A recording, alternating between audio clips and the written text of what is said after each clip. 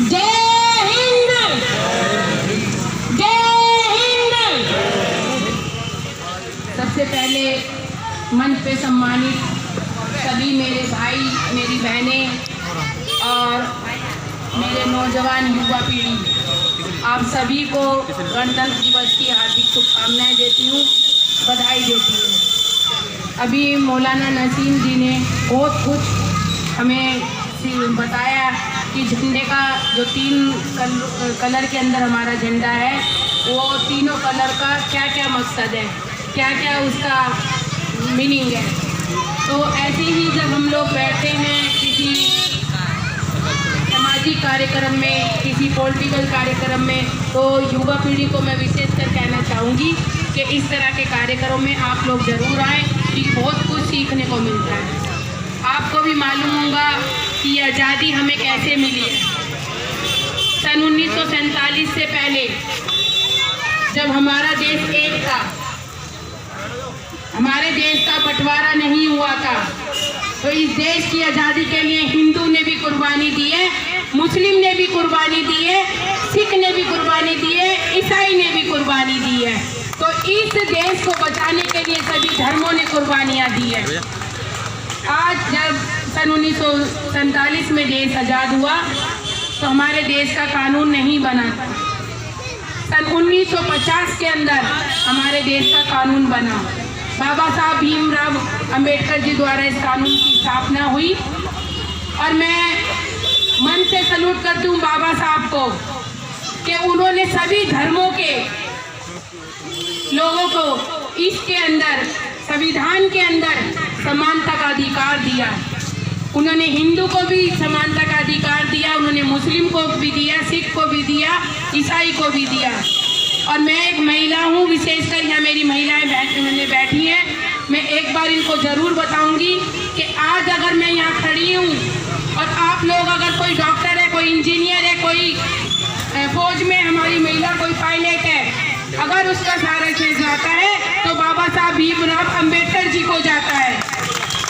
क्योंकि अगर संविधान के अंदर हिंदू कोड बिल नहीं आता तो महिलाओं को सम्मान नहीं मिलता। सभी धर्म की महिलाओं के लिए हिंदू कोड बिल के अंदर सभी कानून बने हैं। पहले माता पिता की जायदाद के अंदर बेटी को हिस्सा नहीं दिया जाता था, लेकिन बाबा साहब द्वारा हिंदू कोड बिल लाया गया और उसके अंदर महिलाओं को सम्मान दिया गया। महिलाओं को वोट डालने का अधिकार नहीं था, महिलाओं को वोट डालने का अधिकार मिला। तो अगर माने जाए तो महिलाएं तो वास्तव में जब हमारा कानून बना तभी आज़ाद हुई हैं।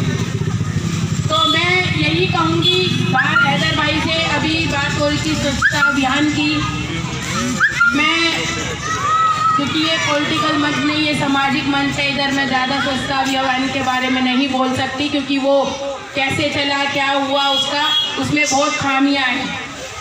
लेकिन मैं अपने वार्ड के लिए ज़रूर बोलना चाहूँगी कि जब से मैं चुन के आई, ये बहन सोनू शर्मा जी बैठी हैं, प्रभाती का होटल है हमारे सामने सी ब्लॉक के, और समुदाय भवन है, वहाँ कूड़ा डलता था, इतना कूड़ा होता था कि अति का कूड़ा। इधर सफाई विभाग के लोग कूड़ा उठा के जा रहे हैं, तभी हमारे गली मोहल्ले के लोग, महिलाएं पॉलीथीन भर के उधर डाल देती थी। मुझे इनका और इनकी पूरी टीम का, इनके बच्चों का सहयोग मिला। वो बच्चे 5 बजे उठकर सुबह वहाँ बैठने लगे और डंडा लेके बैठने लगे कि कोई भी आएगा तो हम उसको रोकेंगे कि 9 बजे का टिप्पर आता है तो टिप्पर के अंदर कूड़ा डालें। क्योंकि अगर हम अपने घर की सफाई करते हैं तो घर के साथ साथ गली मोहल्ले की भी सफाई हमारी जिम्मा है। क्योंकि जब अगर रिश्तेदार अगर निकलता है तो वो उसी गली से होता हुआ हमारे घर पहुँचता है। अगर साफ़ सुथरे एरिया में हम रहेंगे तो हमारे आने वाले रिश्तेदार, हमारे मोहल्ला पड़ोस के लोग, हमारे क्षेत्र का नाम होगा कि कितनी साफ़ सुथरी जगह हम लोग रहते हैं।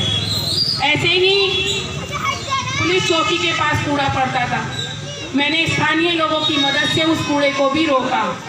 आज मैं धन्यवाद करती हूँ बाहर हैदर भाई का और उनकी पूरी टीम का कि उन्होंने इस जगह जहाँ मैं खड़ी हूँ कि इसका जुम्मा उठाया है, कि मैं पूरा सहयोग दूंगी उनको कि अगर यहाँ कूड़ा नहीं पड़ता तो मैं उनका धन्यवाद भी करूंगी और यहाँ के सभी क्षेत्रवासियों को भी निवेदन करूंगी, हाथ जोड़ के अपील करती हूँ कि उनका सहयोग करें, हमारा सहयोग करें, क्योंकि जो क्षेत्र हमारा साफ सुथरा रहेगा तो उसमें आपका भी नाम होगा। क्योंकि मक्खी मच्छर ये नहीं देखता कि वह कूड़ा घर के बाहर बैठ के आया है या अंदर बैठ के आया है, वो खाने पे अगर हमारे बैठेगा तो बीमारी हमें ही होगी।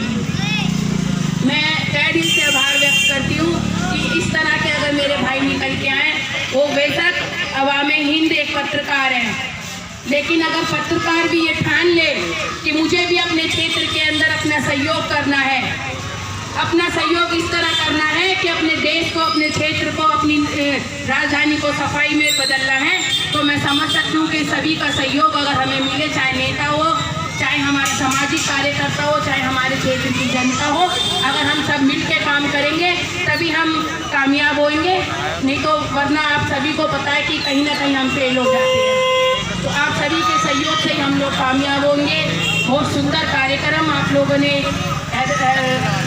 हैदर भाई ने रखा है, मैं आभार व्यक्त करती हूँ। समय समय पे वो कुछ ना कुछ अपने अवाम हिंद के तहत कुछ ना कुछ करते रहते हैं, ये हमारे क्षेत्र के अंदर अपना कार्यक्रम करते हैं, देश अपने क्षेत्र को जागरूक करने का काम करते हैं।